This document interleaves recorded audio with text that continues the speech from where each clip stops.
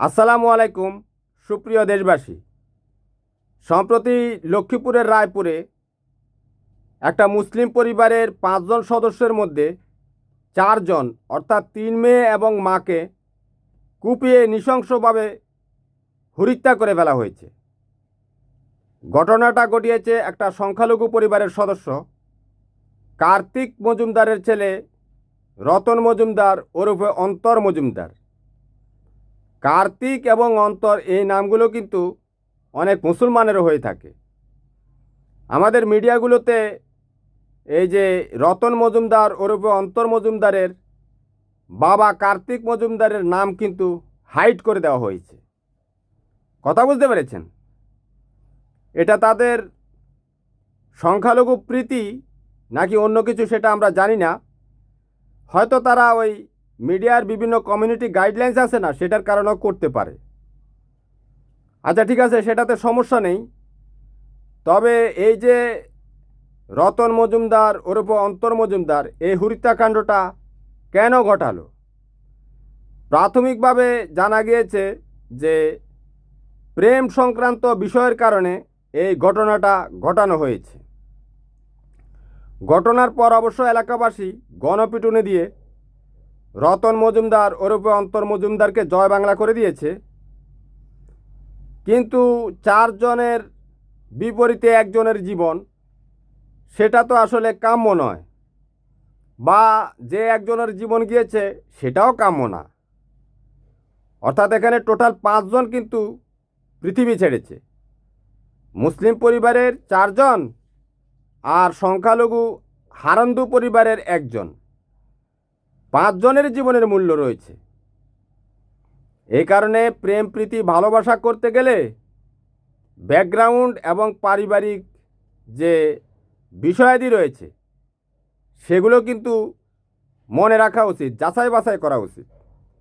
একটা ভুলের মাসুল যে এভাবে একটা পরিবারকে দিতে হলো, সেটা কিন্তু আসলেই হৃদয় বিদারক। তবে আমি বিশেষ করে মনে করি যে কোনো হিন্দু পরিবারের ছেলে বা মেয়ের কোনো মুসলিম পরিবারের মেয়ে বা ছেলেকে পছন্দ হতে পারে, আর কোনো মুসলিম পরিবারেরও ছেলে বা মেয়ের কোনো হিন্দু পরিবারের মেয়ে বা ছেলেকে পছন্দ হতে পারে। এটা হচ্ছে মানুষের ব্যক্তি স্বাধীনতা, বা সেই পরিবার এটা অ্যাকসেপ্ট করবে কি না সেটাও তাদের এই ব্যক্তিগত যে বিষয় সেটার উপর নির্ভর করে। মানুষ হিসেবে যেহেতু আমরা স্বাধীন, আমরা অন্যের মতামতকে মর্যাদা দিতে হবে। এটার মধ্যে চরমপন্থা বা উগ্রবাদিতা সেগুলোকে প্রশ্রয় দেওয়া যাবে না। এগুলো ব্যক্তিগত স্বাধীনতার বিষয়। তবে যারা প্রেম প্রীতি করবেন তারা একটু ফ্যামিলির ব্যাকগ্রাউন্ড এবং পারিবারিক বিষয়গুলো লক্ষ্য রাখবেন। আর প্রেম প্রীতি করে কোনো সংখ্যালঘু পরিবারের সদস্যর সাথে যে কেউই মুসলিম হিন্দুর সাথে, হিন্দু মুসলমানদের সাথে কোনো শারীরিক সম্পর্ক করে ফেলবেন না। আর ভুলবশত যদি শয়তানের ফাপড়ে পড়ে যদি করে ফেলেন, কোনো বাচ্চা কাচ্চা যদি হয়ে যায়, তখন বাংলাদেশের বর্ডার ক্রস করে ভারতে যাবেন না।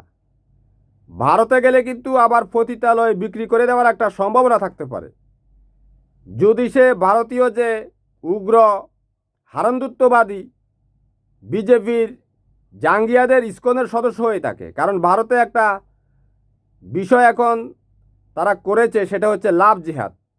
এটা রাষ্ট্রীয়ভাবে তারা মদত দিচ্ছে, বিভিন্ন মাধ্যম থেকে অর্থ আসছে। আর ভারত যেহেতু একটা প্রভাবশালী দেশ, তারা তাদের যে এই চরমপন্থাগুলোকে, অন্য ধর্মের প্রতি তাদের যে জিজ্ঞাসা রয়েছে সেগুলোকে চরিতার্থ করার জন্য বিভিন্ন রকমের কলা কৌশল তারা বাস্তবায়ন করার চেষ্টা করবে। তো প্রেম প্রীতি ভালোবাসা করবেন, সেটা আপনার ব্যক্তিগত স্বাধীনতা, কিন্তু সেটা যাতে এই হত্যাকাণ্ড ঘটানোর মতো এমন পর্যায়ে যাতে না যায়। আর বিষয়গুলো পারিবারিকভাবে এখন যেহেতু সোশ্যাল মিডিয়ার যুগ হয়ে গেছে, বিভিন্ন মানুষ কিন্তু বিভিন্ন ছদ্মবেশে ওত পেতে থাকে, আপনি বুঝবেনও না। বুঝতে পেরেছেন?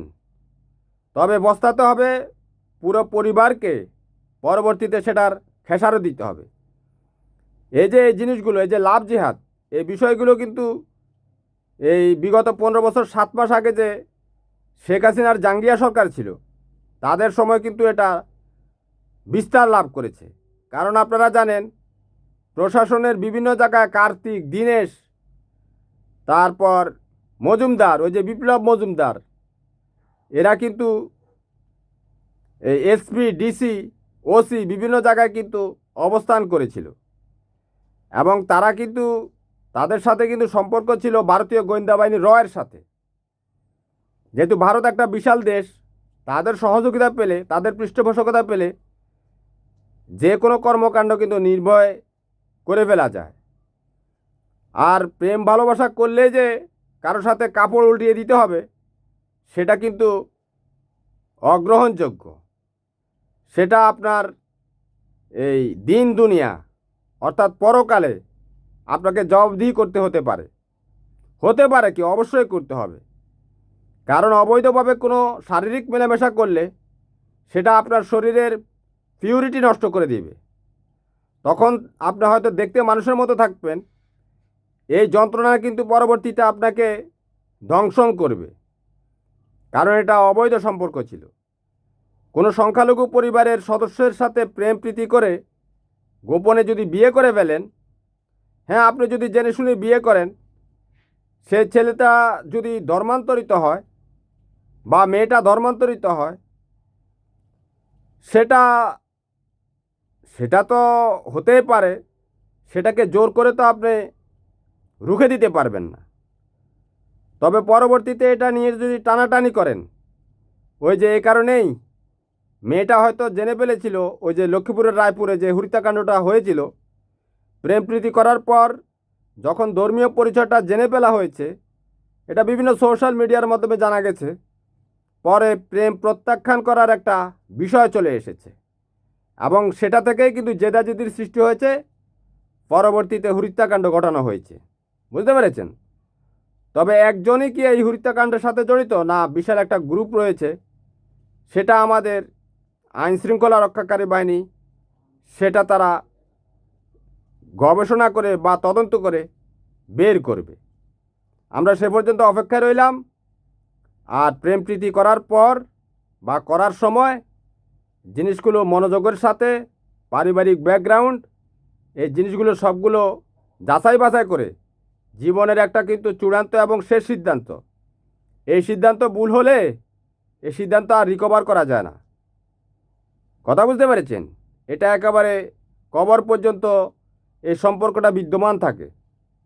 সেটা মাথায় রেখেই প্রত্যেকের ধর্মীয় অনুশাসন যেটা, সেটা মেনে তারপরে যে কোনো কিছু করার চেষ্টা করবেন। আর আমরা কিন্তু মাটি দিয়ে কোনো পুতুল টুতুল বানিয়ে কিন্তু সেটাকে ওই ইবাদত করি না। আমরা এক মহাপরাক্রমশালী, এক অদৃশ্যমান, এক মহা শক্তিশালীকে, যে কিনা আমাদের কল্পনার বাইরে, আমরা সেরকম একজনকে ইবাদত করি, প্রার্থনা করি। এটা আমাদের বিশ্বাস। কারণ আমাদের প্রতিমার কোনো, এটার কোনো প্রতিমা নেই, অর্থাৎ এটার কোনো দৃশ্যমান কোনো বিষয়াদি নেই। যে ইচ্ছে হলো মাটি দিয়ে একটা পুতুল বানালাম, আবার ধাক্কা দিয়ে পানিতে ফেলে দিলাম। আমাদের সৃষ্টিকর্তা কিন্তু আমাদেরকে, আমরা যাকে বিশ্বাস করি, যে আসমান জমিন যিনি বানিয়েছেন, আপনারা তো জানেন, কে কতটুকু ভেবেছেন সেটা তো আমি জানি না। এই পৃথিবীর মতো ট্রিলিয়ন ট্রিলিয়ন গ্রহ নক্ষত্র উনি বানিয়ে রেখেছেন। কত হাজার হাজার কিলোমিটার দৈর্ঘ্য, লক্ষ লক্ষ কিলোমিটার দৈর্ঘ্য এক একটা গ্রহ নক্ষত্রর। এটা কিন্তু কল্পনাও করা যায় না। এগুলো এমনি এমনি সৃষ্টি হয়নি। আর এগুলো সবাই নিজের কক্ষপথে ভাসমান। এটা কোনো মাটির প্রতিমার দ্বারা কন্ট্রোল করা সম্ভব না। মাটির প্রতিমা যেহেতু নিজেই লড়তে পারে না, সে কিভাবে কন্ট্রোল করবে? এটাও কিন্তু চিন্তা করবেন। এ সমস্ত কথা বললেও আমার ভিডিও কমিউনিটি গাইডলাইন্সে আসতে পারে, কারণ তারা বলবে যে তাদেরকে উদ্দেশ্য করে বলছি। কিন্তু আপনি যদি কোনো কিছু তৈরি করেন, সেটা কিন্তু চলতে পারে না। আপনি একটা খাট বানান, সেটা কিন্তু চলতে পারে না আপনি যতক্ষণ না নাড়াবেন। মাটি দিয়ে আপনি একটা পুতুল বানান, সেটাকে আপনি যেখানে রাখবেন সেখানেই সে স্থির হয়ে থাকবে, তাই না? যে নিজে স্থির, যার কোনো কার্যকারিতা নেই, সে আপনার জন্য কি কার্য করবে? তো পৃথিবীতে এখনও আধুনিক যুগে এমনও মানুষ বিচরণ করছে যে তারা বিশ্বাস করে যে সে নিজে মাটি দিয়ে যে পুতুলটা বানাচ্ছে, সে পুতুলটা নাকি তার জন্য কিছু করবে, তাই না? যদি এই আপনি কোনো মাটি দিয়ে কোনো পুতুল টুতুল বানান, তাহলে আপনি হচ্ছেন পুতুলের সৃষ্টিকর্তা, ঠিক আছে? পুতুলটাকে সৃষ্টি করেছেন আপনি, অর্থাৎ সেটা আপনার কমান্ডে চলবে। সেটাকে আপনি যেখানে রাখবেন, শুয়ে রাখলে সে শুয়ে থাকবে, দাঁড়ানো রাখলে সে বছরের পর বছর দাঁড়ানোই থাকবে, কাত করে ফেলে দিলে সে কাত করে পড়ে যাবে, কারণ তার তো এই দৃশ্যত চলার কোনো সামর্থ্য নেই। কিন্তু সেটা আপনার জন্য কোনো কিছু করবে, আপনি যাকে সৃষ্টি করেছেন সে আপনার সৃষ্টিকর্তা হয়ে কিছু করবে, এটা হচ্ছে বোকামি।